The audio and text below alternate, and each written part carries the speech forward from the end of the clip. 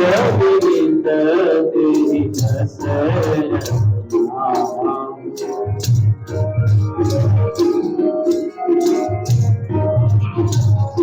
આ ધર્મ ગુરુકર છે અને ગુણવિધિ છે, જ્ઞાની છે, અયોધ્યાના રાજા છે, એનું નામ દશરથ છે. ધર્મ ગુરુકર છે. કૌશલ્યા, સુમિત્રા અને કૈકેયી 3 રાણી છે. કૌશલ્યા છે ને ધર્મ પત્ની છે, સુમિત્રા અને કૈકેયી ભોગ પત્ની છે, પણ પતિને પૂર્ણ પ્રેમ કરનારી છે. ઘરમાં બધું સુખ છે પણ સંતાન નથી. રાજા એકવાર બેઠા છે, મનમાં સંતતિનો ભાવ ભટક્યો. એનું મન ખિન્ન થયું. બધું છે, ભગવાને આપ્યું છે, પણ આ શેર માટીની ઘોડ છે. આ ગાદી ઉપર હું બેઠો છું પણ એનો વારસ કોઈ નથી. રાજા ચાલ્યા છે પોતાના ગુરુજીના શરણે. વશિષ્ઠના આશ્રમમાં જઈ અને રડી પડ્યા છે, બાપજી આપની કૃપાથી બધું સુખ છે, પણ આ મારો વારસો આજે અટકી જશે. એક જ વાતનું દુઃખ છે, સંતાન નથી. હે ગુરુજી, તમે તો મારા અનેક વંશજોને જોયા છે. અમારો પરિવાર રઘુવંશ તરીકે ઓળખાય છે. શું આ અમારો વંશ અટકી જશે? ગુરુજી કહે છે, રાજવી નિરાશ ન થાઓ, ધીરજ રાખો. એક નહીં, તમારે ત્યાં 4 પુત્ર થશે. એ પણ સામાન્ય નહીં, આ જગતનો ભય હરનારા. એમ કહી અને શૃંગી ઋષિને બોલાવ્યા છે. પુત્ર કામેશથી યજ્ઞ કરાવ્યો છે. ભક્તિ સહિત યજ્ઞ કરવો જોઈએ. વાલા, આપણે યજ્ઞ કરીએ પણ એમાં ભક્તિ હોતી નથી. અને યજ્ઞ ખૂબ શ્રદ્ધાપૂર્વક કર્યો અને અગ્નિદેવ પ્રગટ થયા છે. જય જયકાર થયો અને અગ્નિ નારાયણ ભગવાન, યજ્ઞ નારાયણ ભગવાન એનો જયઘાસ કરવા લાગ્યા છે બધા. અને આ યજ્ઞ નારાયણ પરમાત્મા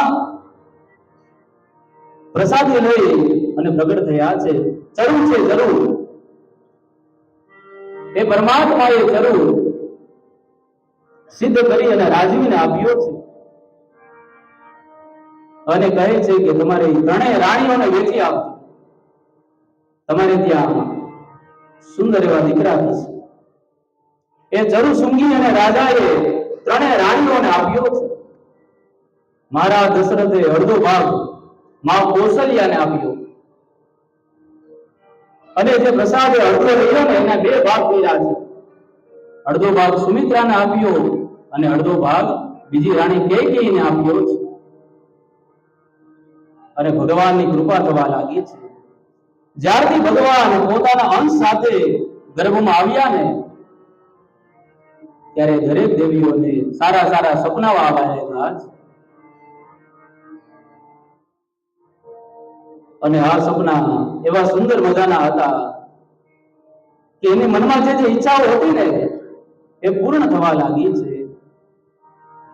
શિયાળો ગયો અને ઉનાળો આવ્યો છે. ફાગણ ગયો અને ચૈત્ર મહિનો આવ્યો છે. સારો દિવસ આવ્યો. નવમી તિથિ મધુમાસ પુનીતા, શુક્લ પક્ષ અભિજીત હરિપ્રીતા. મધ્ય દિવસ, ચૈત્ર મહિનો, શુક્લ પક્ષ અને 9 આવી છે. ભગવાનને પ્યારું એવું અભિજીત વ્રત આવ્યું છે. અને મધ્યાહનો સમય થયો છે. બહુ ઠંડી નથી, બહુ ગરમી નથી. દેવતાઓને આનંદ થયો. બધા દેવતાઓ, કારણ કે આ મર્યાદા પુરુષોત્તમ છે એટલે પુષ્પની વૃષ્ટિ કરી અને પોતપોતાના સ્થાને જવા લાગ્યા છે. અને બધા દેવતાઓને આનંદ થયો છે. ત્યારે ભગવાન બધા જય ઘોષ કરવા લાગ્યા છે. બોલીએ શ્રી રામચંદ્ર ભગવાન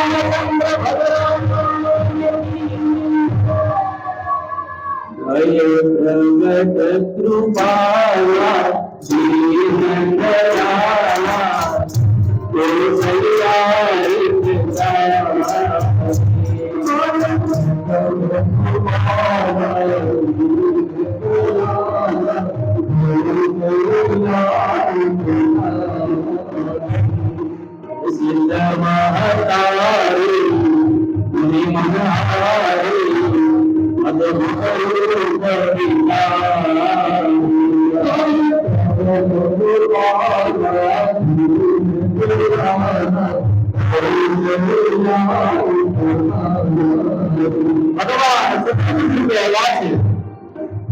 અને માં કહે છે કે તમે બાળકના રૂપમાં આવો ત્યારે ભગવાને પોતાનું ચતુર્થી કર્યું અંતર ધ્યાન કર્યું અને ભગવાન બાળકના રૂપમાં આવ્યા છે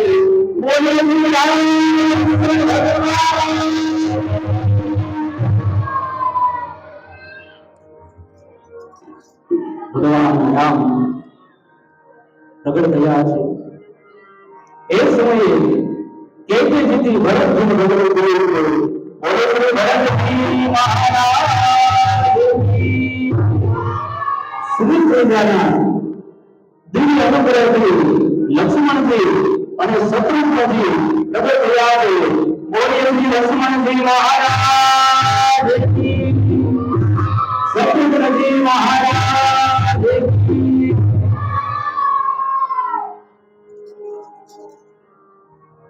કથાની અંદર ભગવાન રામ પ્રગટ થયા છે मेरे घोड़ी पे भाता ले जाएंगे राम आएंगे राम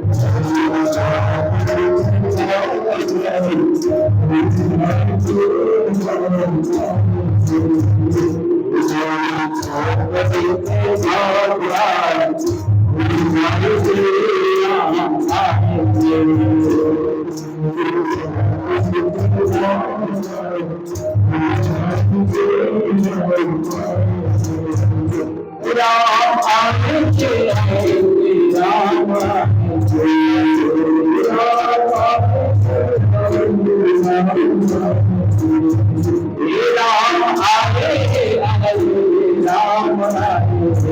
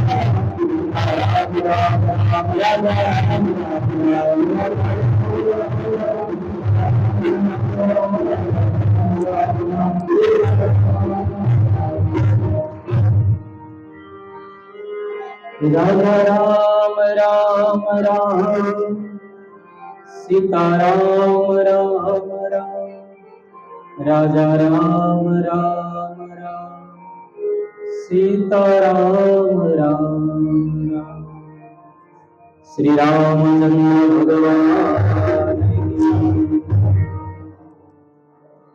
ભગવાન રામ લક્ષ્મણ ભરત અને